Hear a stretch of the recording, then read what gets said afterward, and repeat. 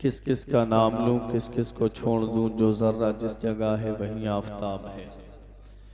मौज़ूद सामिन इकराम, इस्लामी रिश्ते की माँ और बहनों, अस्सलामु अलैकुम व रहमतुल्लाहि व बरकातुहू। अल्हम्दुलिल्लाहि वलिय्यिही वस्सलातु अला नबिय्यिही व अला आलिहि व अस्हाबिहिल मुतअद्दिबीन बिआदाबिही। अम्मा बाद फ़अऊज़ु बिल्लाहि मिनश शैतानिर रजीम। बिस्मिल्लाहिर रहमानिर रहीम। अला बिज़िक्रिल्लाहि तत्मइन्नुल क़ुलूब।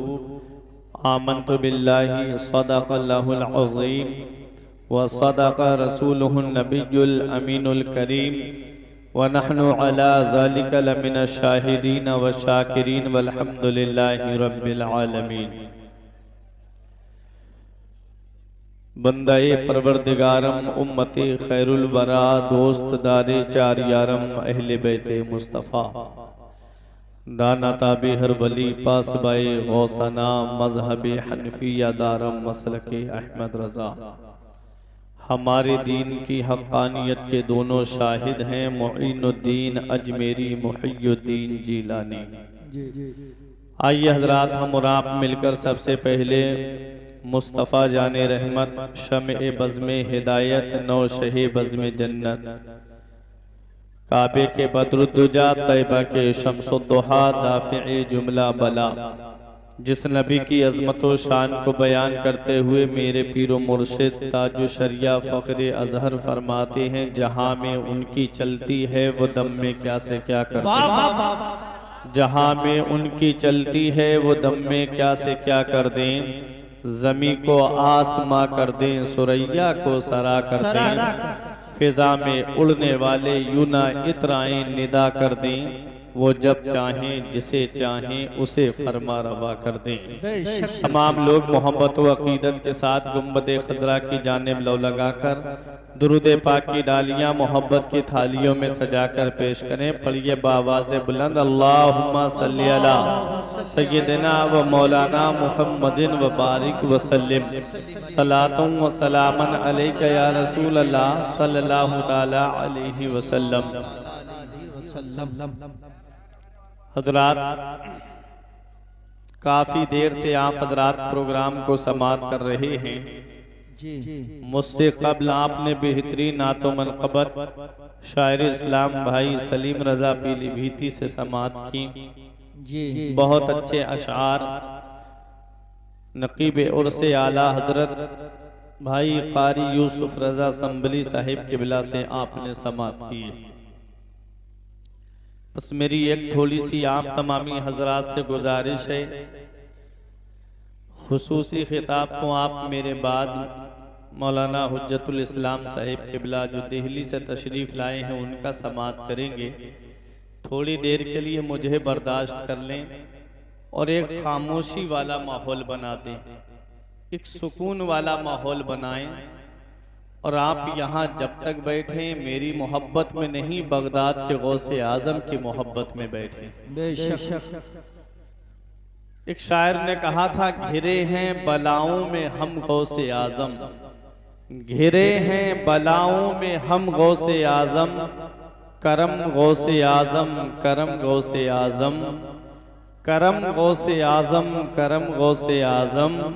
तुम्हारी ही निस्बत के सदक़े जहाँ में, तुम्हारी ही निस्बत के सदक़े जहाँ में है पहुँचे बुलंदी पे हम गौसे आज़म।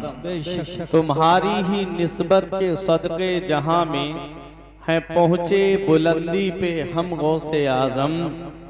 शायर कहता है कि रखी जैसे इज्जत है मेरी यहाँ पे, रखी जैसे इज्जत है मेरी यहाँ पर, वहाँ पर भी रखना भरम गौसे आज़म, वहाँ पर भी रखना भरम गौसे आज़म।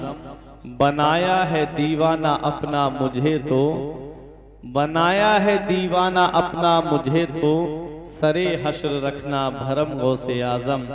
और सरकार मुफ्ती आज़म हिंद ने फरमाया था कि ये दिल ये जिगर है, ये आँखें ये सर है, जहाँ चाहो रखो कदम गौसे आज़म। अब मोहब्बत से दुरूद पाक पढ़ें। अल्लाहुम्मा सल्ली अला सय्यिदना व मौलाना मुहम्मदिन व बारिक व सल्लिम सलातुम व सलामन अलैका या रसूल अल्लाह सल्लल्लाहु अलैहि वसल्लम। ये इल्म व अदब की सरजमीन है, उलमाए किराम की अक्सरियत है यहाँ पर। बेशक कोई शायद घर ऐसा बचा हो, मैंने सुना है, जिस घर में हाफिज कुरान न हो। ये बड़ी खुशी की बात है और ये बहुत बड़ी सआदत मंदी की बात है। ऑपरेटर साहब से गुजारिश है कि माइक को अब यहीं पर ही छोड़ दीजिएगा, ताकि ज़्यादा अगर उसमें कुछ किया जाता है तो वो फिर गड़बड़ हो जाती है उसकी सेटिंग। अब अपने जहन को करीब करें, एक शेर सुने कि ना दौलत से, ना दुनिया से, ना घर आबाद करने से, ना दौलत से, ना दुनिया से, ना घर आबाद करने से तसल्ली दिल को मिलती है खुदा को याद करने से। तसल्ली दिल को मिलती है खुदा को याद करने से। आज से तकरीबन 40-50 साल पीछे पलट करके चलें, ये हमारे बुजुर्ग बैठे हैं और मिंबर नूर पे भी हमारे बुजुर्ग हुफ़ाज़ किराम तशरीफ़ फरमा है। मैं सबकी दुआएं लेके बताता हूँ कि अब से 40-50 साल पीछे सड़कें पक्की नहीं बल्कि कच्ची सड़कें हुआ करती थी। लोग कीचड़ को पार करके बाजार या शहर की तरफ आया करते थे। अब से 40-50 साल पहले अगर कोई अपने घर में पलंग बना लेता तो पूरा गांव देखने के लिए आता था। आज मैं 50,000 का फर्नीचर अपने घर में बनवा लूं तब भी कोई देखने नहीं आता। अब से 40-50 साल पीछे अगर कोई राजदूत खरीद के ले आता था तो पूरा गांव देखने आता था। आज मैं 3.5 लाख का बुलेट खरीद के ले आऊं तब भी कोई देखने नहीं आता। क्यों? क्योंकि दौलत की कसरत है, पैसे की कसरत है। आज दौलत की फरावानी है, पैसा है इंसान के पास, अगर नहीं है तो सुकून नहीं है। पैसा है लेकिन सुकून नहीं है, दौलत है मगर सुकून नहीं है, रुपया है मगर सुकून नहीं है, वक्ती खुशी है इंसान के पास, शादी ब्याह के मौके पे डीजे बजा करके नाच गाना कर लिया, ये वक्ती खुशी है। उसके बाद ऐसी मायूसी है, ऐसा सन्नाटा है कि कई दिन तक खुशी का चेहरा देखना नसीब नहीं होता। दौलत की इतनी कसरत है, इतनी फरावानी है कि लाखों के बंगले में इंसान रहता है, नरम नरम गद्दों पे सोता है, अकाउंट दौलत से भरे हुए हैं, जगह जगह शहर में प्लाट पड़े हुए हैं, जगह जगह मकान बने हुए हैं। लेकिन शाम का हाल ये है कि जब तक नींद की गोली नहीं लेता तब तक चैन की नींद नहीं आती। क्यों? क्योंकि दौलत है लेकिन सुकून नहीं, पैसा है लेकिन सुकून नहीं। हज़रात, आदमी बेहतरीन महंगी से महंगी कारों में घूम रहा है, 100 करोड़ की कार है। आप हैरत करोगे, मुकेश अंबानी की बीबी के पास 100 करोड़ की कार, 1 अरब की कार है। उसने अपने दामाद को 700 करोड़ का बंगला गिफ्ट में दिया। इतनी दौलत है, इतना पैसा है, लेकिन वहां भी दीवारों से जब कान लगा के सुनेंगे तो वहां से भी सिसकियों की आवाज आपको मिलेगी। दौलत है लेकिन सुकून नहीं, पैसा है लेकिन सुकून नहीं, रुपया है मगर सुकून नहीं। हज़रात, तो सुकून फिर है कहाँ? हमने कहा सुकून है कहाँ? तो एक भाई खड़े हो गए, मौलाना सुकून उसके पास है जिसके पास में पावर है, हुकूमत की कुर्सी है। शहर के सबसे बड़े लीडर से पूछा, तेरे पास पावर है, हुकूमत की कुर्सी है, क्या सुकून में है? उसने कहा, मौलाना जब तक कुर्सी नहीं आई थी तो कुछ गनीमत थी, जब से कुर्सी आई है यही डर लगा रहता है 5 साल के बाद किसी और के पास न चली जाए। पता चला हुकूमत की कुर्सी पे सुकून नहीं। किसी ने कहा सुकून उसके पास है जिसके पास जवान औलाद है।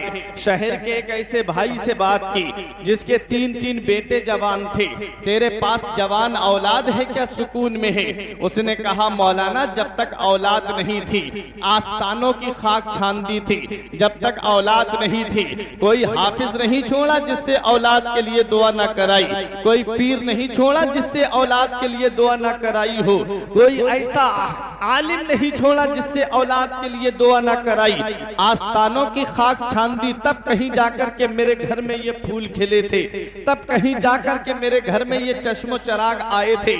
उसने कहा कि जब से मेरी औलाद जवान हुई है, अब तो ये मेरी औलाद मोबाइल में लगी रहती है, अब तो ये फोन में लगी रहती है, और जब से ये जियो का मामला चला है तब तो इस औलाद को कोई बात के लिए कहो तो सुनने को भी तैयार नहीं है। पता चला औलाद में सुकून नहीं। बहुत गौर से सुनिए, तवज्जो मेरी तरफ दीजिए। पता चला औलाद में सुकून नहीं।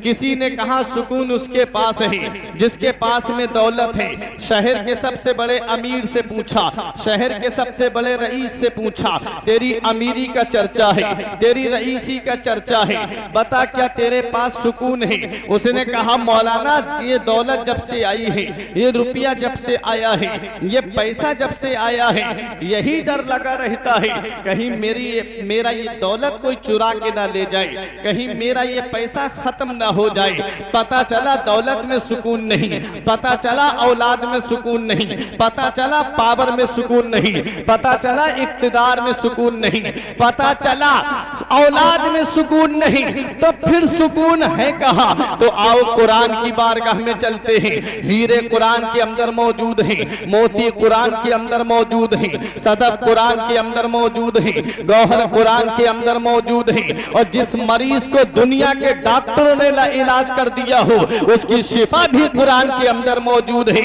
हम कुरान की बारगाह में पहुंचे, हमने कहा ए कुरान तू बता, इंसान सुकून का मुतलाशी है, इंसान सुकून चाहता है, उसे दौलत में सुकून नहीं मिला, उसे पावर में सुकून नहीं मिला, उसे इक्तिदार में सुकून नहीं मिला, उसे कुर्सी पे सुकून नहीं मिला। एक कुरान तू बता सुकून है कहाँ? तो कुरान जवाब देता है अल्लाह कान खोल के सुन लो, दौलत में सुकून नहीं, पावर में सुकून नहीं, इक्तिदार में सुकून नहीं, बेज़िक्रिल्लाही तत्मइन्नुल कुलूब, दिलों को चैन मिलता है तो अल्लाह के जिक्र से मिलता है, दिलों को आराम मिलता है तो अल्लाह के जिक्र से मिलता है। नारे तकबीर, नारे रिसालत, मसरक़ आला हज़रत, फैज़ान कुरान, अज़मत कुरान, मौलाना फरमान रज़ा मंज़री जिंदाबाद। दिलों को चैन अल्लाह के जिक्र से मिलता है, न दौलत से, न दुनिया से, न घर आबाद करने से। तसल्ली दिल को मिलती है खुदा को याद करने से। दिलों को चैन अल्लाह के जिक्र से मिलता है। अल्लाह ने दौलत में सुकून नहीं रखा, अल्लाह ने पावर में सुकून नहीं रखा, अल्लाह ने औलाद में सुकून नहीं रखा, अल्लाह ने सुकून अपने जिक्र में रखा है। उसके लिए तुम्हें मस्जिदों में आना पड़ेगा, उसके लिए तुम्हें रब की बारगाह में पेशानी को झुकाना पड़ेगा। अगर सुकून चाहिए तो रब की बारगाह में आओ, अगर आराम चाहिए तो रब की बारगाह में आओ। ऐ प्यारे मुसलमानों, ये उलमाए किराम बैठे हैं, जी सलाहियत, जी इस्तिदाद शख्सियत मिंबर नूर पे तशरीफ फरमा है। मैंने कहा था दिलों को चैन अल्लाह के जिक्र से मिलता है, दिलों को चैन अल्लाह के जिक्र से मिलता है, लेकिन मिलता क्यों है? ये बात समझ लें, इस नुक्ते को ज़हन नशी कर लें। दिलों को चैन अल्लाह के जिक्र से मिलता है, लेकिन मिलता क्यों है? तो सुनो, अल्लाह ने इंसान को पैदा किया है तो दो चीजों से मुरक्कब किया है, एक है जिस्म, एक है रूह। जिस्म को अल्लाह ने चार चीजों से पैदा किया है, आग, पानी, मिट्टी, हवा। यही वजह है कि जब इंसान का जिस्म बीमार पड़ता है, जब इंसान को कोई बीमारी लगती है, जब इंसान को कोई मर्ज लगता है, तो उसका इलाज इन्हीं चार चीजों से होता है। आप कोई पूछ लीजिए, बड़े से बड़े डॉक्टर से, फिजिशियन से, सर्जन से आप पूछ लीजिए, कोई भी दवा हो, चाहे एलोपैथिक हो, चाहे होम्योपैथिक हो, चाहे आयुर्वेदिक हो, उसके अंदर डायरेक्ट या इनडायरेक्ट, बिला वास्ता या बिल वास्ता, इन चार चीजों में से कोई ना कोई चीज मिली हुई जरूर होगी, तभी इंसान का इलाज हो सकता है। अब बात ये आ गई कि इंसान जब बीमार होता है तो पता कैसे चलता है? जब बिरयानी अच्छी नहीं लगती तो जिस्म बीमार है, जब कोरमा अच्छा नहीं लगता तो जिस्म बीमार है, जब जर्दा अच्छा नहीं लगता तो जिस्म बीमार है, जब रोटी अच्छी नहीं लगती तो जिस्म बीमार है, जब चावल अच्छा नहीं लगता तो जिस्म बीमार है। ये तो पता चल गया कि जब दस्तरखान अच्छा नहीं लगता तो जिस्म बीमार है, और जब रूह बीमार होगी तो फिर उसका पता कैसे चलेगा? अब आप कहोगे मौलाना कैसी बात कर रहा है कि इंसान का एक वजूद है, एक जिस्म है, उसके अंदर दो चीजें बीमार पड़ रही हैं, जिस्म अलग बीमार हो रहा है, रूह अलग बीमार हो रही है। हाँ, मैं साबित कर सकता हूं कि जिस्म अलग बीमार होता है, रूह अलग बीमार होती है। जिस्म बीमार होता है तो उसका पता चल गया कि जब खाना दस्तरखान अच्छा नहीं लगता तो जिस्म बीमार है, और जब रूह बीमार होती है तो पता कैसे चलता है, जब मस्जिदों में दिल नहीं लगता तो रूह बीमार है, जब रोजे रखना अच्छा नहीं लगता तो रूह बीमार है, जब मालिक निसाब होने के बावजूद ज़कात देना अच्छा नहीं लगता तो रूह बीमार है, जब साहिब इस्तिताअत होने के बावजूद हज को जाना अच्छा नहीं लगता तो रूह बीमार है। अरे जब झूठ बोलना अच्छा लगे तो रूह बीमार है, जब चुगली अच्छी लगे तो रूह बीमार है, और जब एक दूसरे के ऊपर गलत मुकदमे लगाना अच्छा लगे तो रूह बीमार है, जब एक दूसरे की जमीन पर नाजायज कब्जा करना अच्छा लगे तो रूह बीमार है, जब एक दूसरे को सताना अच्छा लगे तो रूह बीमार है, जब गालियां देना अच्छा लगे तो रूह बीमार है, जब पड़ोसियों पे जुल्म अच्छा लगे तो रूह बीमार है, जब यतीमों को सताना अच्छा लगे तो रूह बीमार है, जब बेवाओं पे जुल्म सितम अच्छा लगे तो रूह बीमार है,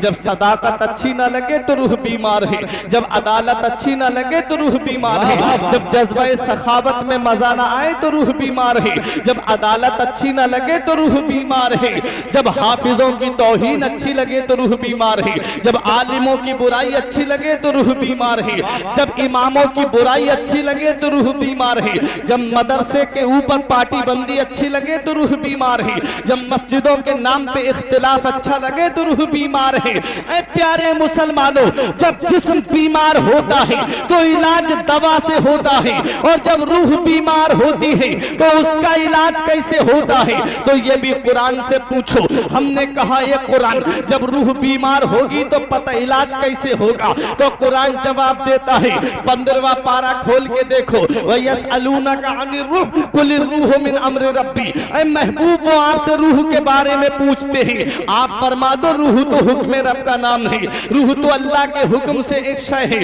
कुरान ने हमें ज़हन दे दिया, पहले ये पता लगा रूह का ताल्लुक किससे है, पहले ये पता लगा रूह का कनेक्शन किससे है, पहले ये पता लगा रूह रिलेटेड किससे है, पहले ये पता लगा रूह कनेक्टेड किससे है। हमने कहा कुरान तू ही बता दे, तो कुरान कहता है रूह तो हुक्म रब का नाम है, रूह अल्लाह के हुक्म से एक शय है, रूह का ताल्लुक परवरदिगार आलम से है, रूह का कनेक्शन मौला से है, रूह रिलेटेड मौला से है, रूह कनेक्टेड मौला से है।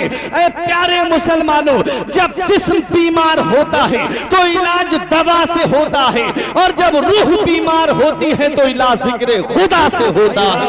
नारे तकबीर, नारे रिसालत, मसलके आला हज़रत, फैज़ाने कुरान, सरज़मीने काकरखला शरीफ, नारे तकबीर, नारे रिसालत।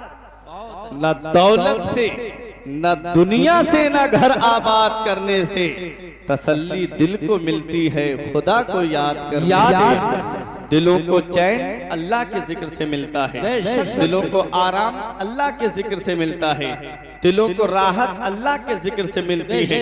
हजरात, अब अपने जहन को करीब करें। मैंने दो बातें बताई, बहुत गौर से सुनिए, ये उलमाए किराम बैठे, बड़ी जिम्मेदारी से बोल रहा हूँ। दो बातें बताई हैं, एक है जिस्म, एक है रूह। जिस्म को अल्लाह ने 4 चीजों से पैदा किया, आग, पानी, मिट्टी, हवा। रूह को अल्लाह ने कैसे पैदा किया? रूह हुक्म रब का नाम है, रूह अल्लाह के हुक्म से एक शय है। रूह मरती मिटती नहीं है, रूह बदन से निकाल ली जाती है। मौत बदन को आती है, रूह को नहीं आती। रूह निकाल ली जाती है और फरिश्ता रूह लेके वहीं खड़ा रहता है और कहता है, ले देख लोग तेरे बारे में क्या कह रहे हैं। अगर अच्छे अमल किए होते हैं तो फरिश्ता कहता है तेरे लिए लोग अच्छा कह रहे हैं, और अगर दुनिया में बुराइयां करके गया है, एक दूसरे के ऊपर नाजायज सता करके एक दूसरे को गया है और उसकी जमीन पे नाजायज कब्जे करके इस दुनिया से गया है, तो फरिश्ते कहते हैं ले देख लोग तेरी कितनी बुराई कर रहे हैं। फिर पछताने से कुछ नहीं होता। प्यारे मुसलमानों, आला हजरत अजीमुल बरकत फरमाते हैं, उनको रहम आए तो आए, वरना वो कड़ी मार है क्या होना है। छुप के लोगों से किए जिसके गुनाह, वो खबरदार है क्या होना है। कल तो दीदार का दिन है और यहाँ आंख बेकार है क्या होना है। ऐ प्यारे मुसलमानों में अर्ज ये कर रहा था, रूह हुक्म रब का नाम है। रूह मरती मिटती नहीं है, रूह बदन से निकाल ली जाती है। अब रूह में भी दो बातें हैं, मुझे गौसे आजम की सीरत बयान करनी है। अब रूह में भी दो बातें हैं, एक है रूह और एक है रूहानियत। जैसे इंसान इंसानियत, आदमी आदमियत। जैसे इंसान इंसानियत में जमीन और आसमान का फर्क है, आदमी आदमियत में जमीन आसमान का फर्क है, ऐसे ही रूह और रूहानियत में जमीन और आसमान का फर्क है। जैसे मैं शिद्दत का प्यासा था, मुझे यूसुफ भाई ने एक गिलास पानी ला करके दिया, इतने में एक भाई आ गए, बोले मैं भी बहुत प्यासा हूँ। अब मुझे प्यास लगी थी, मैंने पानी ना पी के अपने भाई को पिला दिया। ये इंसान नहीं बल्कि इंसानियत पिला रही है, ये आदमी नहीं बल्कि आदमियत पिला रही है। अब सुने, रूह जो होती है बदन के अंदर, वो एक महदूद दायरे में काम करती है। रूह के लिए एक महदूद दायरा है, गोल दायरा है। महदूद दायरा क्या है? जैसे मेरे हाथ के अंदर रूह है, मेरे अंदर रूह है, मैं बस 1 फीट दूरी की या 2 फीट दूरी की चीज पकड़ सकता हूँ अपने हाथ से। ऐसा हो सकता है कि मैं यहाँ हूँ और मुरादाबाद की गलियों में से कोई चीज हाथ बढ़ा के उठा लूं, ऐसा नहीं हो सकता। मैं यहाँ से अपने कदम को 1 फीट या 2 फीट की दूरी पर रख सकता हूँ, इससे ज्यादा नहीं रख सकता। ऐसा नहीं हो सकता कि मैं यहाँ हूँ और अपना कदम बरेली शरीफ की गली में बढ़ा के रख दूं। ऐसा हो सकता है मैं 1 मील या 2 मील का देख सकता हूँ, ऐसा नहीं हो सकता कि मैं यहाँ हूँ और देख लूँ कि बरेली की गलियों में सौदा गिरान मोहल्ले में क्या हो रहा है। मैं नहीं देख सकता, क्योंकि एक रूह के लिए एक महदूद दायरा है।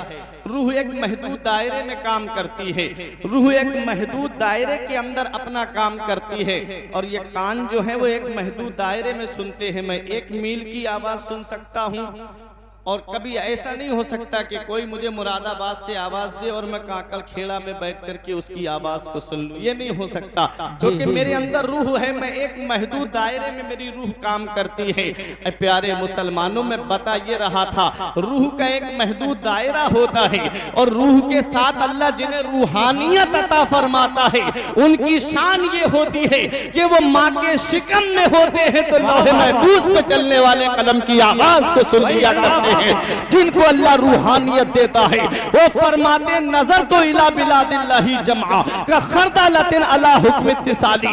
मैं अल्लाह के तमाम शहरों को ऐसे देख रहा हूं जैसे कोई अपनी हथेली पर राई के दाने को देख रहा हो। इसे अल्लाह रूहानियत।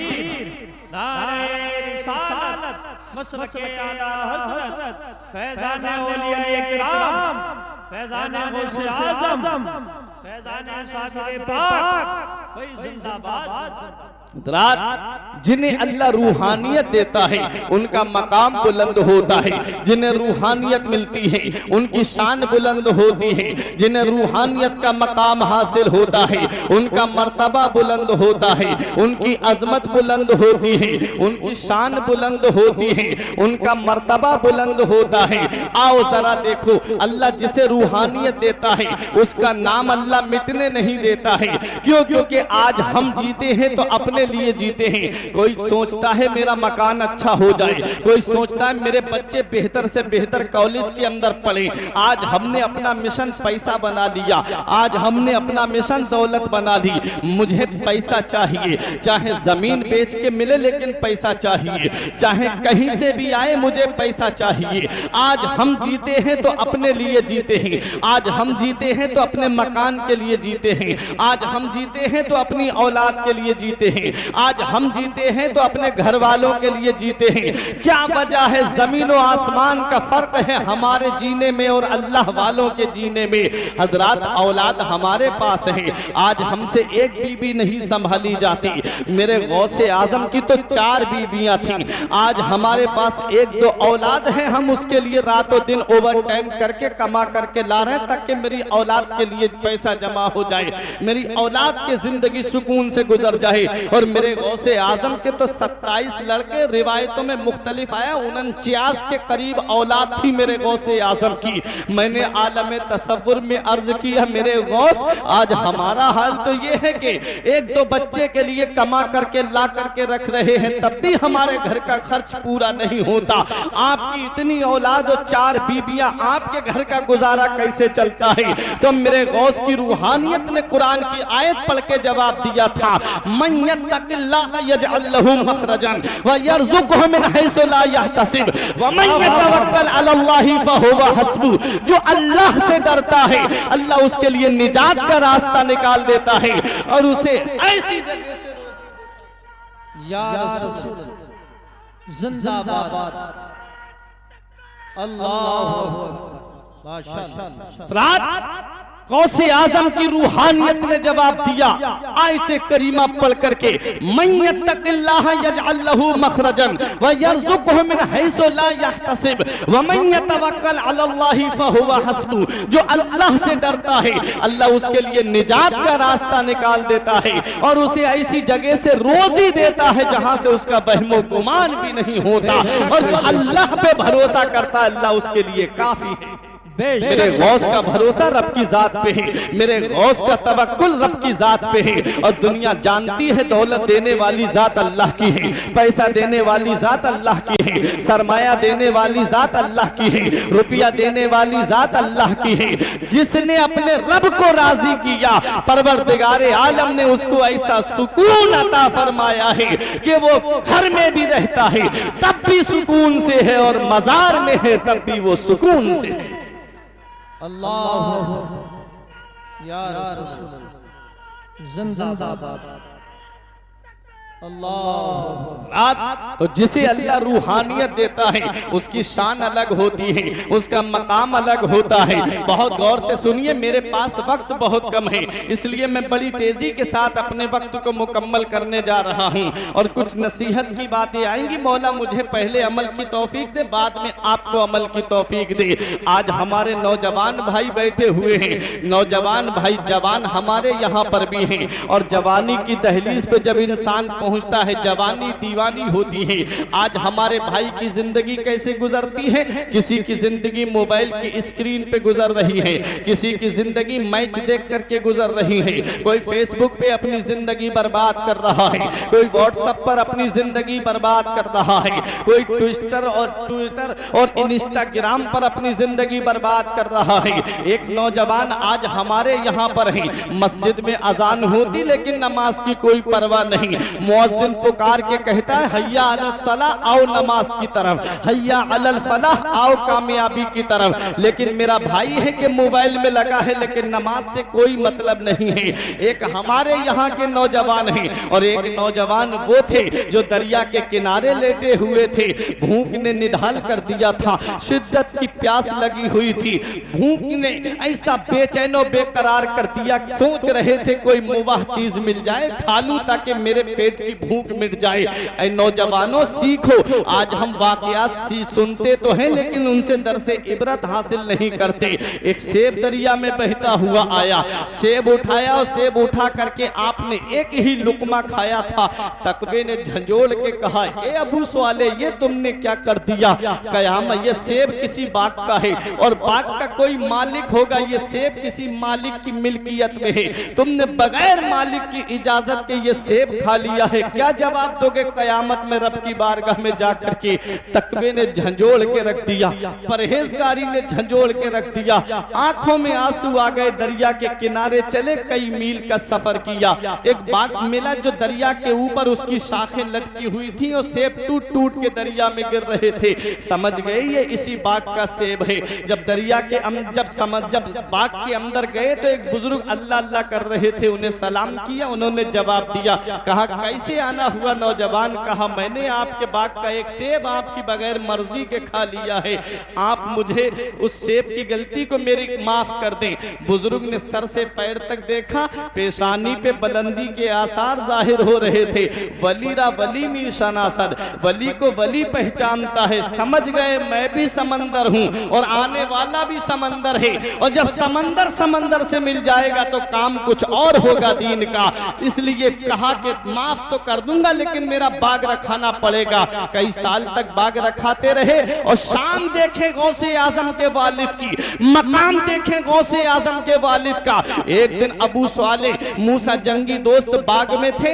हजरत अब्दुल्ला सौमई के कुछ मेहमान आ गए, बोले सेब खिलाओ हमें अपने बाग के। हजरत अबू स्वाले मूसा जंगी दोस्त से कहा सेब तोड़ के लाओ। जब वो सेब मेहमानों के लिए तोड़ के लाए तो देखा कि मेहमानों ने खाया, कोई सेब फीका निकल गया, कोई खट्टा निकल गया, कोई खराब निकल गया। कहा कैसा नौकर रखा है बाग में, इसे आज तक यही नहीं पता चला कौन से पेड़ पे मीठा फल आता है और कौन से पे खट्टा फल आता है। हजरत गिरामी जब इतना कहा था तो हजरत अबू स्वाले मूसा जंगी दोस्त का जवाब सुनो।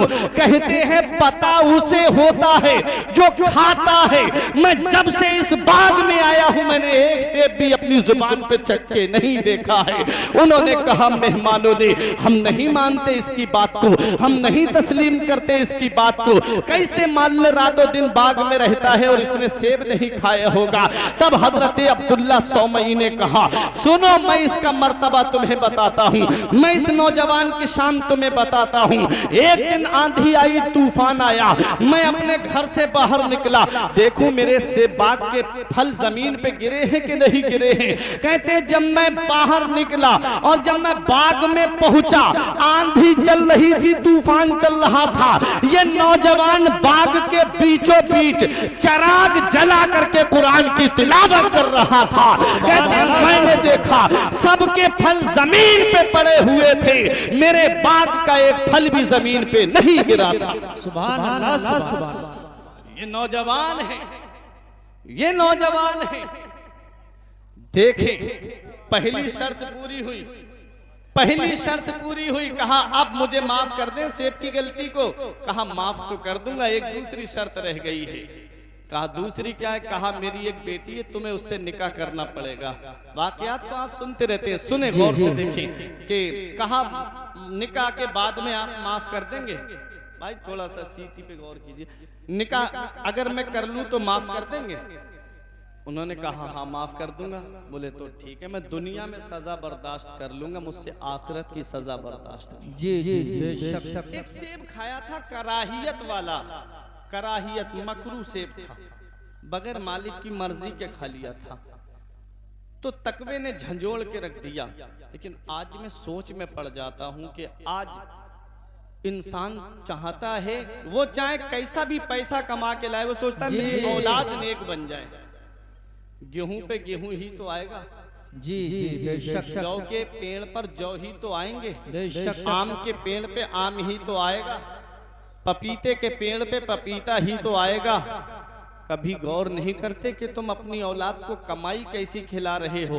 सोच इतने ऊपर के मेरा बेटा परहेजगार बन जाए, खुद हराम ला करके खिला रहे हो। और आज तो सूद का बाजार चल गया है, सूद का लोगों ने कारोबार जमा कर लिया है। किसी के पास 10 लाख रुपए इकट्ठे हो गए, बस कुछ नहीं किया, गाँवों में गया 50,000 ले लो और 60,000 दे दो, सूद का कारोबार। कुरान पढ़ के देखो, सूरह बकरा में मेरा रब क्या फरमाता है, अल्लज़ीना याकुलूना रिबा ला यकुमूना कमा यकुमुल लज़ी यतखब्बतुहु शैतानु मिनल मस। कुरान कहता है वो लोग जो सूद खाते हैं वो खड़े नहीं हो पाएंगे सीधे, वो ऐसे खड़े होंगे जैसे कोई आसेब ज़दा खड़ा होता है, कभी गिरता है, कभी उड़ता है, कभी गिरता है, कभी उड़ता है। मेरे आका फरमाते जब मैं मेराज को तशरीफ ले गया तो मैंने जहन्नम में कुछ लोग देखे, उनके पेट बाहर निकले हुए थे और उनके पेटों के अंदर सांप और बिच्छू घूम रहे थे। मेरे आका कहते मैंने पूछा जिब्राइल ये कौन लोग हैं? कहा हुजूर ये आपकी उम्मत के वो लोग हैं जो सूद खाते हैं। अल्लाह, जरा सोचें, कुरान कहता है, रब फरमाता है यमहकुल्लाहु रिबा, अल्लाह सूद को मिटा देगा। जो सूद की कमाई होगी ना, जिससे पैसा कमाया होगा, कुरान कहता है अल्लाह सूद को मिटा देगा। वो पैसा रुकता नहीं है, वो पैसा चाहे डॉक्टर ले जाए, चाहे पुलिस ले जाए, चाहे कोई चोर चुरा के ले जाए, अल्लाह उस पैसे को रखता नहीं है, उसे मिटा देता है। ऐ प्यारे मुसलमानों, मैं अर्ज ये कर रहा था कि आज इंसान हराम कमाई की तरफ रगबत करता है और सोचता है मेरी औलाद परहेजगार बन जाए, मेरी औलाद नेक बन जाए। याद रखो प्यारे मुसलमानों, जैसा खिलाओगे औलाद के अंदर वैसा ही खून बनेगा। अगर चाहते हो कि औलाद जो है वो बुढ़ापे में जाकर के तेरी फर्मा बरदार बने, तो अपनी औलाद को हलाल कमाई खिलाना, हलाल लुकमा खिलाना, ताकि ये तेरी औलाद तेरी फर्मा बरदार रहे। ये औलाद कयामत के दिन, इमाम गजाली कीमिया सआदत में फरमाते, औलाद कयामत के दिन अपने बाप को पकड़ के लाएगी रब की बारगाह में, कहेगी मौला मेरा बाप मुझे भूखा रखता, ये ज्यादा बेहतर था, उससे इसने मुझे हराम लुकमा खिलाया। जी बेशक। बाप मुझे भूखा रख देता, ये ज्यादा बेहतर था, उससे इसने मुझे हराम लुकमा खिलाया। क्या जवाब दोगे कयामत में अपने रब को? हर चीज का हिसाब रब की बारगाह में देना है। ये दो फरिश्ते रब ने कांधे पे बिठाए हैं, एक नेकियां लिखने पे मुकर्रर है और एक गुनाह लिखने पे मुकर्रर है। अपनी जिंदगी अपने रब को राजी करके गुजार लो। ऐ नौजवानों देखो, एक नौजवान हमारे यहाँ है और एक नौजवान वो है, वो कहते मैंने सेब खा लिया, क्या उसकी गलती आप माफ कर देंगे? हजरत अब्दुल्ला सौमई बोले कि हाँ निकाह कर लोगे तो माफ कर दूंगा, लेकिन सुनो राजी तो हो गए हो, मेरी बेटी की खुसूसियत भी तो सुन लो। मेरे बेटी के अंदर ये खुसूसियत क्या है, सिफतें क्या है? मेरी बेटी कानों से बहरी है, आंखों से अंधी है और पैरों से लंगड़ी है, हाथों से लुंजी है, जुबान से गुंगी है। कहा उसके साथ निकाह करना पड़ेगा। आज रिश्ता हो जाए, पक्का हो जाए और बेटे को पता चल जाए कि लड़की की आंख में थोड़ा फर्क है, तो वो उस रिश्ते से राजी नहीं होता है। और ये गौसे आजम के वालिद हैं, कहते हैं दुनिया में सजा उठा लूंगा लेकिन मैं आखिरत में सजा बर्दाश्त नहीं कर पाऊंगा। जब निकाह हो जाता है, आप जाते हैं अपने कमरे के अंदर, जब दरवाजे पे पहुंचे तो पहुंचने के बाद में आपने दरवाजे पे देखा तो अंदर से सलाम की आवाज आती है। आप हैरत में पड़ गए, लड़की उठ के खड़ी हो गई, आप सोच में पड़ गए। उन्होंने कहा था पैरों से लंगड़ी है, ये उठ के मेरे इस्तिकबाल के लिए खड़ी हो गई, पता चला पैरों से लंगड़ी नहीं है। इन्होंने मुझे देखा, इसका मतलब यह है कि आंख से अंधी नहीं है। इन्होंने, मैंने सलाम का जवाब दिया, मेरे सलाम का जवाब सुना है, इसका मतलब ये कानों से बहरी नहीं है। कहते हैं सलाम किया है मुझे इसलिए गूंगी भी नहीं है। फौरन वापस आ गए। हुजूर किसी गलत कमरे में तो नहीं चला गया? हजरत अब्दुल्ला सौमई बोले कि नहीं बेटा, जिस कमरे में गए थे वही तुम्हारी बीबी है, जिस लड़की को तुमने देखा है वही तुम्हारी शरीक हयात है। कहा हुजूर जो बातें आपने बताई थी उनमें नहीं पाई जाती है। कहा बेटा मैं तुझे बताता हूं, मैंने कानों से बहरी इसलिए कहा था, आज तक मेरी बेटी ने कोई गंदी बात अपने कानों से नहीं सुनी है। मैंने जुबान से गूंगी इसलिए कहा था कि आज तक मेरी बेटी ने कभी झूठ नहीं बोला है। मैंने पैरों से लंगड़ी इसलिए कहा था, आज तक अपने बाप की बगैर मर्जी के कदम घर से बाहर नहीं निकाला है। हजरात बताना मकसद ये है कि जब मां नेक होती है और बाप नेक होता है, जब मां परहेजगार होती है और बाप मुत्तकी होता है, जब बाप आबिद होता है और मां आबिदा होती है, तो ऐसे गुलशन में जो फूल खिलता है उसी फूल को दुनिया कुतुब रब्बानी गौसे आजम के नाम से जानती है। नारे तकबीर, नारे रिसालत, मसलक आला हज़रत फैज़ान हुज़ूर गौसे आज़म मौलाना फुरकान रज़ा मंज़री, नारे तकबीर।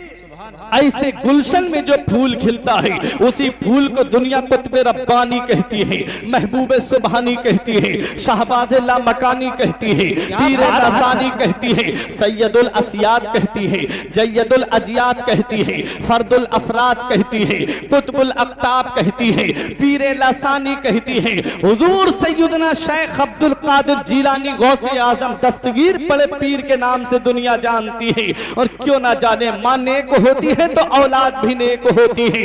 अरे माँ जब नेक होती है तो बेटा ताजुश शरिया फख्रे अजहर होता है। माँ जब नेक होती है तो बेटा मुफ्ती आजम होता है।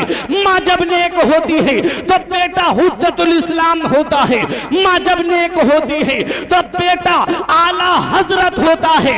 माँ जब माहे नूर बीबी होती है तो बेटा गरीब नवाज 95 लाख गैर मुस्लिमों को कलमा पढ़ाने वाला होता है।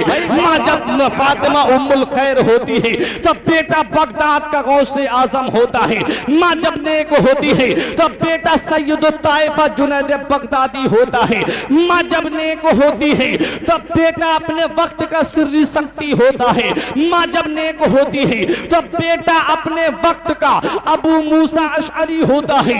माँ जब नेक होती है तो जब माँ नेक होती है और बाप परहेजगार होता है तो बेटा अपने वक्त का ज़ैनुल आबिदीन होता है। अरे जब माँ फातिमा होती है तो बेटा नेज़े पे चढ़ के कुरान सुनाने वाला हुसैन होता है। इसलिए ऐ मेरे भाइयों, ऐ मेरी माँ और बहनों, अपने बच्चों को इस्लामी तालीम देकर के जवान कर दो। ये मत देखा करो कि आज हमारे खानदान वाले हमसे नाराज हैं या मोहल्ले वाले हमसे नाराज हैं। जमाना खफा है तो क्या गम है इसका, जमाने को ठोकर लगाए चला जा, जमाना ही एक दिन तेरे साथ होगा। तू आका को अपने मनाए आका को अपने मनाए चला जा। हजरात, तो गौसे आजम एक रमजानुल मुबारक को इस दुनिया में तशरीफ लाए, कस्बा जीलान के मोहल्ला नीफ में पैदा हुए। 18 साल की उम्र तक कुर्बो जवार में कस्बा जीलान के तालीम हासिल करते रहे। 470 हिजरी को पैदा हुए या 71 को बरिवायत मुख्तलिफ हजरात, और 488 हिजरी को आप बगदाद में तशरीफ ले गए हैं। 18 साल की उम्र में आप बगदाद पहुंचे। अब अपने जहन को करीब करो। आज मैं एक पैगाम अब आपको देना चाहता हूँ। गौसे आजम तो पैदाइशी वली हैं। गौस को क्या जरूरत थी मदरसे में जाने की, गौस को क्या जरूरत थी ये इल्म दीन हासिल करने की, गौस को क्या जरूरत थी मदरसे की सऊबतें और कुल्फतें बर्दाश्त करने की। मेरे गौस ने तालीम हासिल की, मदरसे में जाकर के इल्म दीन हासिल किया है। और मेरे गौसे आजम रजी अल्लाह ताला अन्हु खुद फरमाते हैं, दरस्तुल इल्म हत्ता सिरतु कुतबा, मैंने इतना इल्म हासिल किया कि अल्लाह ने मुझे कुतुब बना दिया है। पता चला सरदारी इल्म से मिलती है, बुलंद रुतबा इल्म से मिलता है, बुलंद मकाम इल्म से मिलता है, बुलंद शान इल्म से मिलती है। ऐ प्यारे मुसलमानों, आज ये पैगाम लेकर के जाओ। आज सेक्टर ब्यूरो की रिपोर्ट के मुताबिक बयान किया जाता है तकरीबन 95% मुसलमान ऐसे हैं जो तालीम याफ्ता नहीं है, जो तालीम हासिल नहीं करते हैं। आज तुमने अपने मुस्तकबिल, अपने माजी पे गौर नहीं किया। आज तुम अपने पीछे पलट करके तो चलो। मेरे आका पे सबसे पहली जो वही नाजिल हुई थी, इक़रा बिस्मि रब्बिकल लज़ी खलक, खलकल इंसान मिन अलक। हजरात, कुरान में रब फरमाता है पढ़ो। सबसे पहला पैगाम तो जो दिया गया था वो पढ़ने का दिया गया था, और सबसे पहला पैगाम पढ़ने का और कलम का दिया गया था। आज जिस कौम के लिए कुरान ने कहा था कि पढ़ो, आज वही कौम तालीम से पीछे रह गई, आज वही कौम कलम से पीछे रह गई। फिर रोना रोया जाता है कोई बैंक में हमारी सुनने वाला नहीं, फिर रोना रोया जाता है कोई थाने में हमारी सुनने वाला नहीं, फिर रोना रोया जाता है कि कोई आज किसी महकमे में मुसलमानों की इज्जत व वकार नहीं होगी। कहां से तुमने अपने बच्चों को तालीम ही कहां दी है। काश तुमने अपने बच्चों को तालीम दी होती जो आला महकमों में जाकर के खिदमत कर रहे होते, तो वो तुम्हारी मजबूरी को समझते, वो तुम जब उनके पास जाते तो वो अपनी जिम्मेदारी समझते तुम्हारी खिदमत करना। आज 95% मुसलमान जो है वो तालीम से पीछे है। इसलिए मेरे भाइयों, अब वक्त आ गया है अपने बच्चों को तालीम देने का, अब वक्त आ गया है अपने बच्चों को तालीम देने का। जहां दीन की तालीम है वही दुनियावी तालीम से भी अपने बच्चों को आरास्ता कराओ, ताकि पहले दीन की तालीम दो, ताकि उनका जाकर के यूनिवर्सिटी डिग्री कॉलेजों में जाकर के ईमान बच सके, वरना ईमान के लुटेरे बैठे हैं, पूरे इतिहास को पलट करके उन्होंने रख दिया है, पूरे इतिहास को उन्होंने उलट करके रख दिया है। देखो मेरे गौसे आजम की शान, देखो मेरे गौसे आजम का मकाम, देखो मेरे गौसे आजम की अजमत। आप बगदाद में तालीम हासिल करने जा रहे हैं, मेरे गौस ने ये पैगाम दे दिया कि देखो सरदारी इल्म से मिलती है, बुलंद रुतबा तालीम से मिलता है, बुलंद शान तालीम से मिलती है, बुलंद मकाम तालीम से मिलता है। ऐ प्यारे मुसलमानों, गौसे आजम ने 40 साल वाज कहा है, तकरीर की है, हफ्ते में 3 दिन तकरीर किया करते थे, जुमे के दिन, इतवार के दिन, मंगल के दिन। जुमे के दिन जुमे की नमाज से पहले, इतवार के दिन सुबह में, और मंगल को इशा की नमाज के बाद में आप बास कहा करते थे। पहले वहीं पर मिंबर लगता था खानका में, 10, 20, 40 लोगों का मजमा होता था। फिर अल्लाह ने वो मकाम अता किया कि ईदगाह में गौसे आजम का मिंबर लगता था और 70 हजार का मजमा होता था प्यारे मुसलमानों। और गौसे आजम की मजलिस में 400 जय्यद उलमा, अपनी वक्त के चोटी के आलिम गौसे आजम का बात सुनने के लिए आया करते थे। और गौसे आजम की मजलिस से तकरीबन 200-250 जनाजे उठा करते थे। ऐसा असर था गौसे आजम की तकरीर का कि लोग खौफे इलाही से, खशियत इलाही से लोगों की रूह निकल जाती थी। प्यारे मुसलमानों में बता ये रहा था कि गौसे आजम ने 40 साल वाज कहा है, उसी 40 साल में गौसे आजम ने 32 या 33 साल मदरसे में बैठ करके पढ़ाया है। सुभान अल्लाह। 32 या 33 साल गौसे आजम ने मदरसे में बैठ के पढ़ाया है, उसी में किताबें लिखते, और एक दिन में 12 या 13 इल्म पढ़ाते थे मेरे गौसे आजम।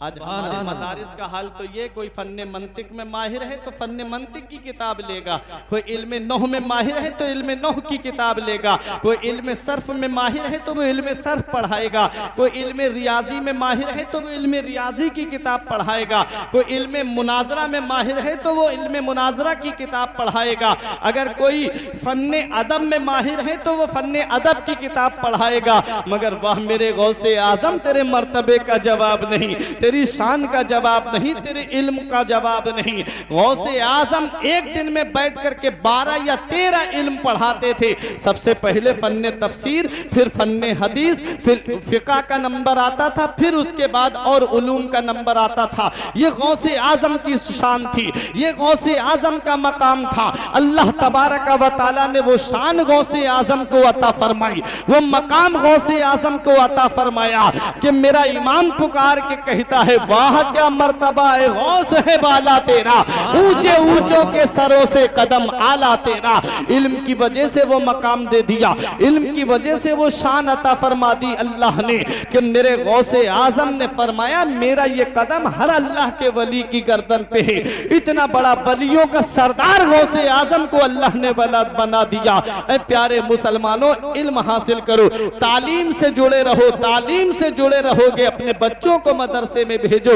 आज ज़हनियत बदल गई, आज हमारी सोचें बदल गई। सोचते हैं बच्चा आलिम बन जाएगा, 5000 की तनख्वाह में कैसे गुजारा करेगा, बेटा हाफिज बन गया तो कैसे अपने बीबी बच्चों का पेट भरेगा, कैसे ला करके वो, आज इतना खर्चीला दौर हो गया है।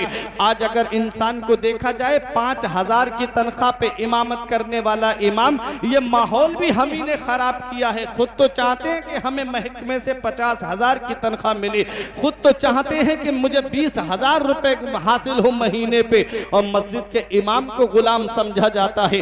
मस्जिद के इमाम की अगर तनख्वाह बढ़ाने की बात आती है तो कहते हैं मौलाना साहब को क्या जरूरत पड़ गई पैसों की। अरे तनख्वाह सही तो है, इतने में हमें, इतने इससे कम पैसों में हमें दूसरा इमाम मिल जाएगा, इससे कम पैसों में हम दूसरा इमाम ला के रख देंगे।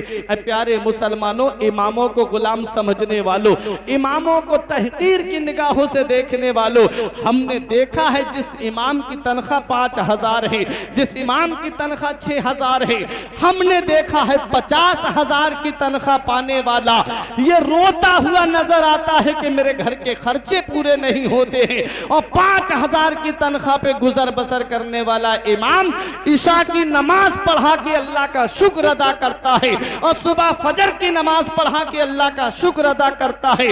अल्लाह ने उसको सुकून भी दे दिया है और उसके घर में ऐसी बरकत दी है कि उसकी नस्लें खाएंगी तब भी वो खत्म नहीं होगी। सुभान अल्लाह, सुभान अल्लाह। इमाम अल्लाह की जात पे भरोसा करते हैं। वमन यतवक्कल अलल्लाहि फहुवा हस्बु, जो अल्लाह की जात पे भरोसा करता है अल्लाह उनके लिए काफी है। हज़रात अब आओ जहन को करीब करो। गौस पाक की मैं बात कर रहा था, मदरसे में बैठ के गौस आजम ने 32 या 33 साल पढ़ाया है। यहाँ पहुँच के सरकार मुफ्ती आजम की बात याद आ गई। आप जब अशरफिया जामिया अशरफिया तशरीफ ले गए उस वक्त अल्लामा मुफ्ती जलालुद्दीन साहब का दौरान तालिब इल्मी था। हज़रात वो कहते हैं कि मुफ्ती आजम ने हमसे कहा कि सुन्नते गौसे आजम पे कायम रहना, सुन्नते गौसे आजम पे कायम रहना। तो हुजूर गौसे आजम से मुफ्ती जलालुद्दीन साहब ने कहा, हुजूर गौस पाक की कौन सी सुन्नत है? सुन्नत व माना तरीका, कौन सी सुन्नत है? तो आपने फरमाया अशरफिया में पढ़ते हो और गौसे आजम की सुन्नत नहीं पता? कहा हुजूर बता दीजिए। तो मेरे मुफ्ती आजम हिंद ने फरमाया कि गौसे आजम की सुन्नत ये है कि पढ़ते रहना और पढ़ाते रहना। सुभान अल्लाह। पढ़ते रहना और पढ़ाते रहना। हज़रात आज कोई कहता है कि जिसके पास पैसा है वो बेहतर है, कोई कहता है कि जिसके पास दौलत है वो बेहतर है, जिसका बिल्डिंग बेहतरीन बनी है वो बेहतर है। हमने आका की बारगाह में अर्ज किया, आका आपकी बारगाह में सबसे बेहतर कौन है? तो गुंबदे खजरा से जवाब मिलता है, खैरुकुम मन तअल्लमल कुरआन व अल्लमहु, तुम में सबसे बेहतर वो है जो कुरान सीखे और दूसरों को सिखाए। बेशक सुभान अल्लाह। सबसे बेहतर वो है जो कुरान सीखे और दूसरों को सिखाए। गौसे आजम पूरी जिंदगी मदरसे में बैठ के तालीम देते रहे, पूरी जिंदगी गौसे आजम मदरसे में बैठ करके पढ़ाते रहे। आज भी उलमाए किराम उनकी सुन्नत को अदा करते हैं, उनके तरीके को जिंदा रखते हैं। हज़रात तो मैं अर्ज ये कर रहा था, मेरे गौसे आजम का मकाम व मर्तबा देखिए, गौसे आजम की शान देखिए। अब आखिरी बात बयान करके मैं तकरीर को ख़त्म करने जा रहा हूँ। गौसे आजम रजी अल्लाह ताला अन्हु की शान देखें। गौसे आजम बगदाद में मदरसा निज़ामिया में तालीम हासिल करने गए। कितने साल की उम्र में? 18 साल की। अब नौजवानों मेरी तरफ तवज्जो दो, 18 साल की उम्र में आप गए और माँ की उम्र कितनी हो गई थी? माँ की उम्र 78 साल के करीब हो गई थी। अब 78 साल की माँ जो बूढ़ी हो चुकी थी, जिस्म की हड्डियों ने जवाब दे दिया, कमजोरी का आलम था। माँ से कहा, अम्मी अब इजाज़त दे दो, मैं मज़ीद हुसूल इल्म के लिए बगदाद जाना चाहता हूँ। तो माँ ने ये नहीं कहा था, बेटा तू अब बुढ़ापे में मुझे छोड़ के जा रहा है। माँ ने ये नहीं कहा, मेरे लाल अब तू मुझे किसके सहारे छोड़ के जा रहा है? मुझे मेरे बेटे अब मुझे तेरी खिदमत की ज़रूरत थी तो तू मुझको छोड़ के जा रहा है। ये नहीं कहा माँ ने। माँ ने कहा, बेटा अगर तू और किसी काम के लिए जाता तो मैं तुझे नहीं जाने देती। तू जा रहा है नाना मुस्तफ़ा की शरीयत को हासिल करने के लिए, इसलिए मेरे लाल में तुझे रोक भी नहीं सकती। हजरात गिरामी, जब माँ ने ये कहा और अपने बेटे को रुखसत किया, मेरे गौसे पाक रजी अल्लाह ताला अन्हु इस्तकबाल कर ले। उलमाए नारे तकबीर, नारे रिसालत, मसलके आला हज़रत उलमाए अहले सुन्नत हज़रत मौलाना मुफ्ती इंसाफ साहब क़िबला, हज़रत अल्लामा हुज्जतुल इस्लाम साहब क़िबला। नारे तकबीर, नारे रिसालत।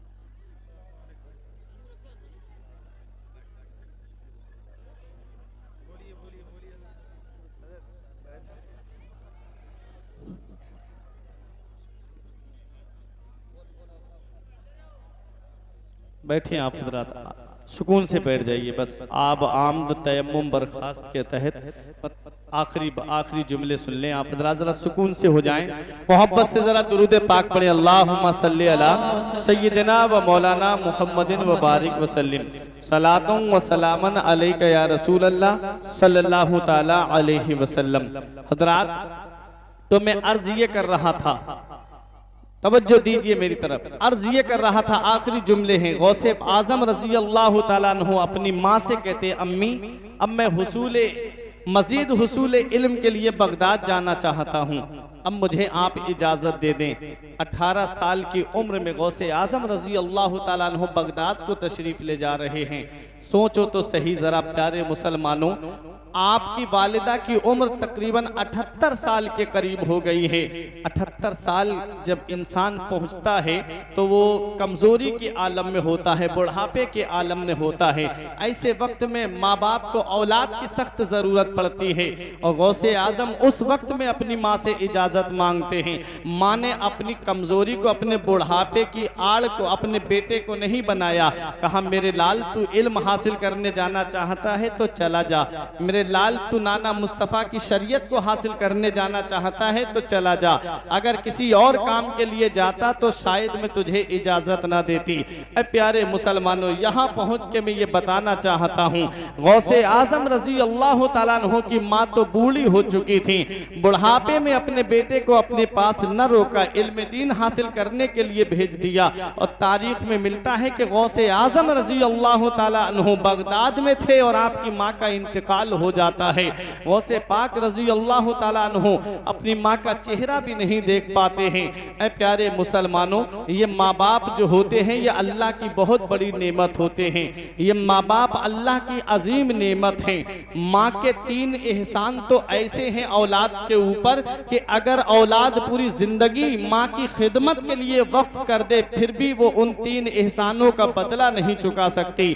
औलाद के ऊपर सबसे पहला एहसान क्या है? माँ का सबसे पहला एहसान ये है कि उसने 9 महीने अपने शिकम में औलाद को रखा है, 9 महीने अपने शिकम में रखा है। ऐ प्यारे मुसलमानों, आज थोड़ा सा वजन पेट के ऊपर बांध दिया जाए तो इंसान को जिंदगी गुजारना दुश्वार हो जाता है। उमर फारूक आजम के पास में एक बुढ़िया ने रो करके कहा था, हुजूर मेरा बेटा मुझ पे बहुत जुल्म सितम करता है।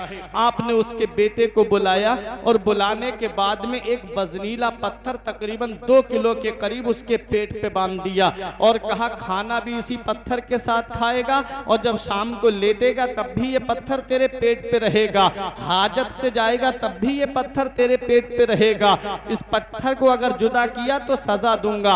हजरात, एक दिन काटना दुश्वार हो गया, एक रात काटना दुश्वार हो गया। माँ से बोला, अम्मी तू ही कुछ कह दे ताकि ये पत्थर मेरे पेट से हटा दे। उमर फारूक आजम जब वो आया, खुद आया, माँ नहीं आई, खुद आया, कहा हुजूर ये पत्थर हटा दीजिए। आपने उस पत्थर को हटाया, थोड़ा वजन और बढ़ा दिया, 3 किलो के करीब वजन कर दिया और वो पत्थर पेट पे बांध दिया। उसके बाद कहा कि इसी के साथ तुझे जिंदगी गुजारनी है, माँ पे जुल्म करता है। हजरात, एक रात काटना दुश्वार हो गई, शाम को लेटे तो सांस दबने लगे, परेशान हो गया, अपने माँ के हाथ जोड़ के कहता है, अम्मी तू ही चल और कुछ कर। माँ आई रोती हुई, कहा हुजूर मेरे बेटे की गलती को माफ कर दीजिए, मैंने माफ कर दिया है। उमर फारूक आजम ने वो पत्थर हटाते हुए कहा था, अरे नादान, तूने कैसे अपनी माँ की कुर्बानियों को फरामोश कर दिया।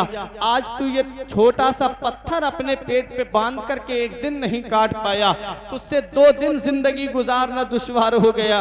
तेरी माँ ने तो 9 महीने तुझे अपने शिकम में रखा था, तेरा बोझ तेरी माँ ने 9 महीने अपने शिकम में रख करके कैसे खाना बनाया होगा, कैसे घर के काम काज किए होंगे, कैसे घर के अंदर सारे कामों को अंजाम दिया होगा, खाना भी बनाया होगा तेरे घर वालों के लिए, घर में झाड़ू भी लगाई होगी, घर के अंदर कपड़े भी धोए होंगे तेरे वजन के साथ में। कैसे तूने अपनी माँ की इस कुर्बानी को फरामोश कर दिया।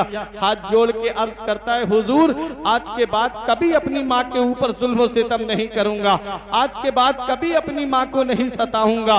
ये माँ बाप अल्लाह की इतनी बड़ी नेमत होते हैं। इनकी मोहब्बत का पता तो तब चलता है जब ये साए हमारे सर से उठा लिए जाते हैं। फिर चिराग लेके भी ढूंढोगे तो माँ बाप जैसी मोहब्बत करने वाली शख्सियतें नहीं मिलेगी। आज जिस बूढ़े की खांसी अच्छी नहीं लगती, आज जिस माँ का बोलना अच्छा नहीं लगता, वो एक दिन आएगा कि ये आवाजें हमेशा के लिए बंद हो जाएंगी। फिर ढूंढेगा, ये घर में दाखिल होगा तो ये घर तुझे काटने को दौड़ेगा। आज हम आपको बताते हैं ये माँ बाप अल्लाह की कितनी बड़ी नेमत है। अल्लामा हुज्जतुल इस्लाम साहिब किबला, अल्लामा मुफ्ती इंसाफ अली साहिब किबला, कारी यूसुफ साहिब किबला, ये अल्हम्दुलिल्लाह जलसे जुलूस से जुड़े हुए हैं और रातों दिन इस्लाम की खिदमत करते हैं। आप इनसे पूछिएगा, ये आपको बताएंगे कि माँ बाप अल्लाह की कितनी बड़ी नेमत होते हैं।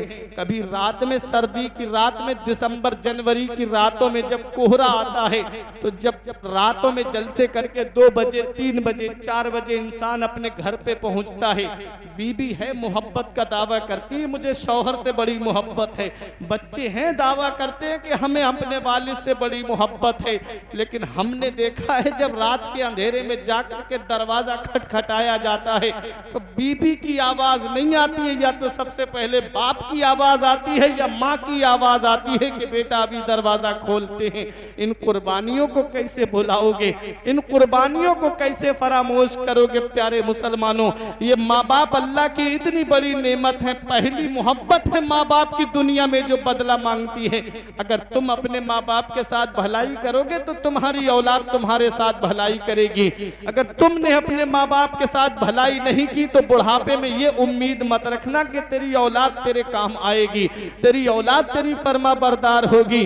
प्यारे मुसलमानों, मेरे आका की बारगाह में एक सहाबी आए, बोले आका मेरे वालिद पे मेरा कर्ज आ रहा है, वो दे नहीं रहे हैं। इसको आला हजरत ने भी रिवायत को बयान किया है। उनके वालिद को बुलाया जाता है, बूढ़े सहाबी थे, डंडे का सहारा लेकर के आए और आकर के आका को सलाम किया। नबी ने जवाब दिया, अर्ज करते हैं आका फरमाएं, मेरे नबी ने फरमाया तुम्हारा बेटा कह रहा है कि मेरे वालिद पे मेरा कर्ज आ रहा है, वो दे नहीं रहे। मेरे आका के सहाबी की आंखों में आंसू आ गए। कहते हैं आका जब मैं जवान था मेरे जिस्म में ताकत थी, कुव्वत थी, और जब मैं पैसे कमा के लाता था तो मैं अपने बेटे को खर्च को देता था। आज मेरा बेटा मुझे खर्च को पैसे देता है तो कहता है कि आपसे ले लूंगा। आका अब मेरे जिस्म की हड्डियों ने जवाब दे दिया, अब मेरे जिस्म की ताकत ने जवाब दे दिया, अब मैं इसको कहां से पैसे दूंगा। बका रसूलुल्लाह सल्लल्लाहु अलैहि वसल्लम, मेरे आका की आंखों में आंसू आ गए। ये बात सुनकर के सहाबा भी रोने लगे। नबी ने इरशाद फरमाया, मेरे सहाबा, बूढ़े सहाबी की बात सुन के सिर्फ मैं ही नहीं रो रहा हूं, मेरे इर्द गिर्द जितने पत्थर हैं, जितने ढेले हैं, वो सब आंसू बहा रहे हैं। पता चला जिस घर में माँ बाप को सताया जाता है, जिस घर में माँ बाप पे जुल्म सितम होते हैं, उस घर के दरो दीवार भी आंसू बहाते हैं। अल्लाह उस घर से बरकत उठा लेता है, अल्लाह उस घर से रहमतें उठा लेता है।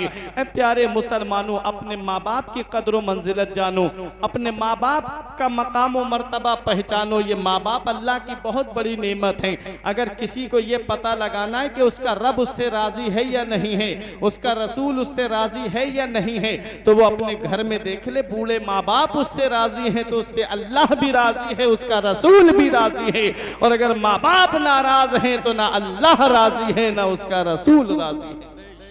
ये माँ बाप अल्लाह की बहुत बड़ी नेमत है। इनकी मोहब्बत का पता तब चलता है जब ये साए हमारे सर से उठ जाते हैं। फिर ये चारपाई हमको काटने को दौड़ती है। हम घर में भी जाते हैं तो कोई मोहब्बत करने वाली शख्सियत हमको नजर नहीं आती। अगर बगैर मतलब के कोई हमसे मोहब्बत करता है तो वह हमारा बाप है, और बगैर लालच के अगर कोई हमसे मोहब्बत करती है तो वह हमारी बूढ़ी माँ है। इसलिए माँ बाप की मोहब्बत करो, माँ बाप से मोहब्बत करो, माँ बाप के मकाम और मर्तबे को पहचानो। ये पैगाम था आज के इस जलसे से जो मैंने आप तक पहुँचाया। बात गौसे आजम की आ गई थी। मैंने ये कहा था कि 3 एहसान माँ के ऐसे हैं कि बेटा पूरी ज़िंदगी माँ की खिदमत के लिए वफ़ कर दे तब भी वो माँ के एहसान नहीं चुका सकता। एक सहाबी ने तो अपनी माँ को अपनी पीठ पे बिठा के 7 मरतबा काबे का तवाफ़ कराया था। आके अर्ज़ किया, आका अपनी माँ को मैंने अपनी पीठ पे बिठा करके काबे का तवाफ कराया, हज कराया है, क्या मैंने अपनी माँ के एहसान का बदला दे दिया? नबी ने फरमाया तेरी विलादत के वक्त, तेरी पैदाइश के वक्त तेरी माँ को जो दर्द के झटके उठे थे, उन झटकों में से एक झटके का भी तूने अभी हक अदा नहीं किया है। ये माँ बाप हैं प्यारे मुसलमानों। मैं अर्ज ये कर रहा था कि दूसरा एहसान माँ का ये है कि माँ ने उसको जन्म दिया है। विलादत के वक्त में औरत को कितनी परेशानी होती है, कितनी दिक्कत। बाज औरतों का तो इंतकाल हो जाता है, लेकिन जब वो अपने बच्चे को जिंदा देखती है, उसका चेहरा देखती है, तो वो मुस्कुराने लगती है, सारी दर्द की तकलीफ़ों को भूल जाती है, सारी परेशानियों को भूल जाती है कि मेरा बेटा जिंदा है, मेरा बेटा हयात है। और वही बेटा जब बड़ा होता है, जवान होता है, और जब 4 पैसे कमाने लगता है, तो वही माँ बाप का बिस्तर घर से बाहर कर देता है। कहता है मेरे माँ बाप ने मेरे लिए किया क्या है? मैंने जो घर बनाया है अपने पैसे से बनाया है, मैंने जो ज़मीन खरीदी है अपने पैसे से खरीदी है, मैंने ये इतना बड़ा एम्पायर बिजनेस का खड़ा किया है ये अपने पैसे से किया है नहीं। हदीस पाक कहती है, जो मैंने सहाबी का वाकया बताया था, बूढ़े सहाबी का, उस वक्त मेरे नबी ने उन बूढ़े सहाबी के बेटे से फरमाया अंता व मालो का ले अबी का, तुझ पर भी तेरे बाप का हक है और तेरी जायदाद पर भी तेरे बाप का हक है। प्यारे मुसलमानों, बेटा कितना भी कहे कि ये मेरा है, हदीस पाक कहती है ये इसका नहीं, इसके माँ बाप का है। दरात तो माँ बाप अल्लाह की इतनी बड़ी नेमत। तीसरा एहसान माँ का ये है कि उसने 2 साल तक अपना खूने जिगर, खून दूध की शक्ल में अपने बेटे को पिलाया है, अपनी औलाद को पिलाया है। बेटा पूरी जिंदगी माँ की खिदमत करता रहे, तब भी इन 3 एहसानों का बदला वो नहीं चुका सकता। प्यारे मुसलमानों, माँ बाप अल्लाह की बहुत बड़ी नेमत हैं, अजीम नेमत हैं, और माँ के कदमों के नीचे जन्नत है। बीबी की जन्नत शौहर की फर्मा बरदारी में है, और शौहर की जन्नत उसकी माँ बाप की फर्मा बरदारी में है। अब बेटे को ज़िंदगी गुजारना है कि हमको कैसे जन्नत में जाना है। आखिरी बात सुन ले, बात गौसे आज़म की मैं कर रहा था कि गौसे आज़म अपनी माँ से इजाज़त मांगते हैं, तो माँ ने बुढ़ापे में ये नहीं कहा बेटा अब तू मुझे बुढ़ापे में छोड़ के जा रहा है, मेरे लाल तू जा इल्म हासिल कर, इल्म हासिल कर। मेरे गौस ने बगदाद में जाकर के तालीम हासिल की, अल्लाह ने वो मकाम अता फरमा दिया। मेरे गौस फरमाते हैं दरस्तुल इल्म हत्ता सिरतु कुतबा, मैंने इतना इल्म हासिल किया कि अल्लाह ने मुझे कुतुब बना दिया। फिर मेरे गौस फरमाते हैं मुरीदी ला तखफ अल्लाह रब्बी अतानी रिफअतन निलतुल मनाली, ऐ मुझसे मोहब्बत करने वाले, ऐ मेरे मुरीद मत डर, अल्लाह मेरा रब है, मेरे मुरीद मत डर, अल्लाह मेरा रब है। हमने गौसे आजम की बारगाह में अर्ज किया मेरे गौस कहां पर ना डरे, हमारे यहाँ का तरीका तो ये है, हमारे यहाँ का उसूल तो ये है कि अगर प्रधान जी कह दे मत डर तो मतलब है गांव में मत डर, अगर विधायक कहे मत डर तो मतलब है जिले में मत डर, अगर सीएम कह दे मत डर तो मतलब है सूबे में मत डर, अगर पीएम कहे मत डर तो मतलब है कि इस मुल्क में मत डर। क्योंकि प्रधान की गांव में चलती है, चेयरमैन की कस्बे और तहसील में चलती है, विधायक की जिले में चलती है, सीएम की सूबे में चलती है, पीएम की मुल्क में चलती है। ऐ मेरे गौसे आजम हम कहां ना डरे, क्या अपने गांव में ना डरे, क्या अपने कस्बे में ना डरे, क्या अपने जिले में ना डरे, क्या अपने मुल्क में ना डरे, क्या अपने सूबे में ना डरे, कहां ना डरे। गौसे आजम की बारगाह से जवाब मिलता है तुबूली फिस समाई वल अर्दु दुक्कत, ऐ मुझसे मोहब्बत करने वाले जिस गौस का तूने दामन पकड़ा है उसकी बुलंदी के झंडे आसमानों पर भी लहरा रहे हैं, जमीनों पर भी लहरा रहे हैं। ऐ मुझसे मोहब्बत करने वाले, न तुझे जमीन के ऊपर डरने की जरूरत है न जमीन के नीचे डरने की जरूरत है। जमील कादरी पुकार के कहते हैं खुदा के फजल से हम पर है साया गौसे आजम का, खुदा के फजल से हम पर है साया गौसे आजम का, हमें दोनों जहां में है सहारा गौसे आजम का। मुरीदी ला तखफ कहकर अल्लाह या रसूल जिंदाबाद, अल्लाह मुरीदी ला तखफ कहकर तसल्ली दी गुलामों को, कयामत तक रहे बेखौफ बंदा गौसे आजम का। फरिश्तों रोकते क्यों हो हमें जन्नत में जाने से, ये देखो हाथ में दामन है किसका, गौसे आजम का। गौसे आजम है मेरे गौस। फरमाते वाले कई तो सिर्री फौका मैतिन लकामा बेकुदरतिल मौला ताली। अगर मैं अपना राज किसी मुर्दे पे डाल दूं, अगर मैं अपनी तवज्जो किसी मुर्दे पे डाल दूं तो वो अल्लाह की कुदरत से जिंदा हो जाए। अगर मैं अपना राज समंदर पे डाल दूं तो वो समंदर खुश्क हो जाए। ये मेरे गौसे आजम है। फरमाते मेरी बुलंदी के झंडे पहाड़ों पे लहरा रहे हैं, मेरी बुलंदी के झंडे आसमानों पे लहरा रहे हैं। मेरे गौस फरमाते हैं ये सूरज तब तक नहीं निकलता जब तक अब्दुल कादिर से इजाजत नहीं ले लेता है। ये चांद तब तक नहीं निकलता जब तक अब्दुल कादिर से इजाजत नहीं ले लेता है। ये सितारों की चमक तब तक नहीं बढ़ती जब तक अब्दुल कादिर से इजाजत नहीं ले लेती है। ऐ प्यारे मुसलमानों, ये गौसे आजम का मकाम मर्तबा है, ये गौसे आजम की शान है। इसीलिए मेरा इमाम पुकार के कहता है वाह क्या मर्तबा, ऐ गौस है बाला तेरा, ऊंचे ऊंचों के सरों से कदम आला तेरा। सर भला क्या कोई जाने के है कैसा तेरा, औलिया मलते हैं आंखें वो है तलवा तेरा। शुक्र के जोश में जो है वो तुझे क्या जाने, खिज्र के होश से पूछे कोई रुतबा तेरा। बाबा नारे तकबीर, नारे रिसालत, मसलके आला हजरत, फैज़ाने हुजूर गौसे आज़म, नारे तकबीर। खिज्र के होश से पूछे कोई रुतबा तेरा। शाख पे बैठ के जड़ काटने की फिक्र में है, कहीं नीचा न दिखा दे तुझे शजरा तेरा। बड़ा फाना लगा जिक्र का है साया तुझ पर, जिक्र ऊंचा है तेरा बोल है बाला तेरा। तू घटाए से किसी के ना घटा है ना घटे, जब बढ़ाए तुझे अल्लाह ताला तेरा। मेरे गौस का मर्तबा अल्लाह ने बढ़ा दिया है, मेरे गौस की शान अल्लाह ने बढ़ा दी है, मेरे गौस का रुतबा अल्लाह ने बढ़ा दिया है, मेरे गौस का मकाम मर्तबा अल्लाह ने बढ़ा दिया है। अब दुनिया का कोई भी इंसान तानो तशनी के जहर आलूद तीर मेरे गौस की बारगाह की तरफ छोड़ेगा तो उसको गौसे आजम की बारगाह से यही जवाब मिलेगा मेरे इमाम ने जो दिया था कि अल अमा कह रहे या गौस वो तीखा तेरा, मर के भी चैन से सोता नहीं मारा तेरा। ये गौसे आजम रजी अल्लाह ताला अन्हु की शान, ये मकाम व मर्तबा। ये गौसे आजम को इतना बड़ा मकाम, इतनी बड़ी शान कैसे मिली? तो जो शुरू में मैंने कहा था, पलट के वहीं आ जाइएगा कि जिसे अल्लाह रूहानियत देता है उसका नाम मिटता नहीं है। जिसे अल्लाह रूहानियत का मकाम अता करता है उसका नाम मिटता नहीं है। अल्लाह जिसे रूहानियत देता है उसकी मोहब्बत अल्लाह लोगों के दिलों में डाल देता है। आज दुनिया से जाने वाले बहुत हैं। मेरा दादा चला गया, मेरा परदादा चला गया, आज मुझे उनकी कब्र नहीं पता, कितनी प्रॉपर्टी छोड़ के गए। अगर परदादा का आप नाम पूछेंगे मैं नहीं बता पाऊंगा। 800 साल से ज्यादा का जमाना गुजर गया मेरे गौस को पर्दा किए हुए। आज भी दुनिया जानती है कि मेरे गौसे आजम बगदाद में है। गरीब नवाज को 803 साल के करीब 4 साल के करीब जमाना गुजर गया इस दुनिया से गए हुए। आज भी रजब की जब 6 तारीख आती है दुनिया जानती है कि आज गरीब नवाज की छठी मनाई जाएगी। आज भी जब सफर की 25 तारीख आती है दुनिया जानती है कि आला हजरत का उर्स आ गया है।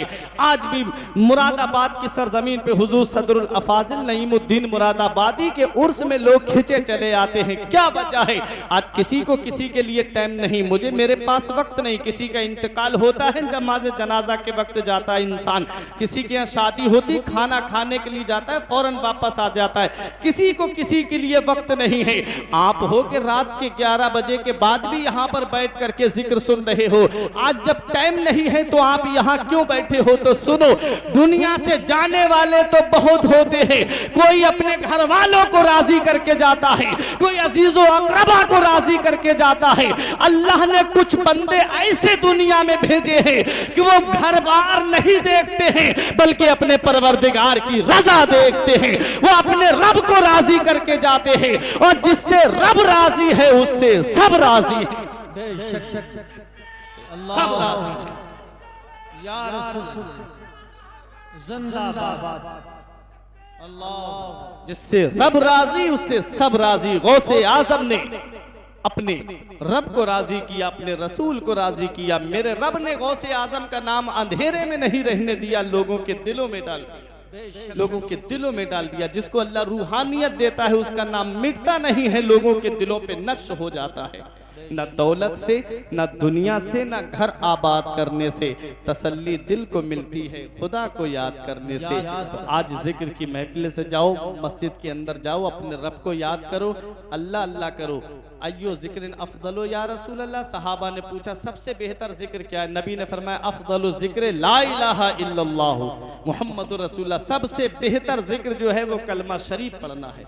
जब ला को खींच के इल्लल्लाह पे गिराते हैं तो जो दिल के अंदर मैल कुचैल गुनाहों की वजह से जमा हो जाता है, वो कलमे शरीफ की बरकत से मैल दूर हो जाता है और इंसान का दिल जो है वो मदीने वाले मुस्तफ़ा की मोहब्बत का मदीना बन जाता है। तो कलमा शरीफ पढ़ते रहें और गौसे आज़म रज़ी अल्लाह ताला अन्हु के फरमान पे अमल करते रहें।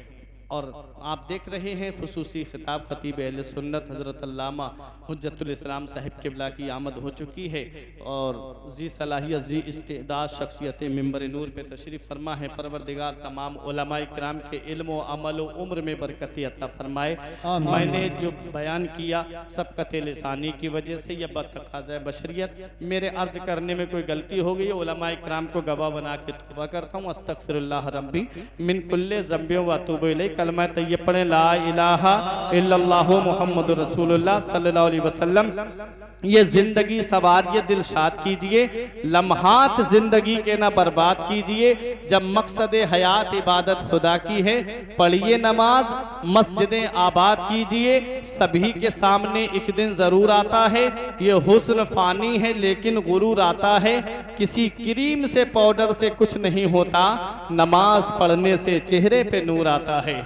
नमाज पढ़ने से चेहरे पे नूर आता है। रही कली तो फूल खिलेंगे, जिंदगी बाकी रही, फिर मिलेंगे। अस्सलाम वालेकुम।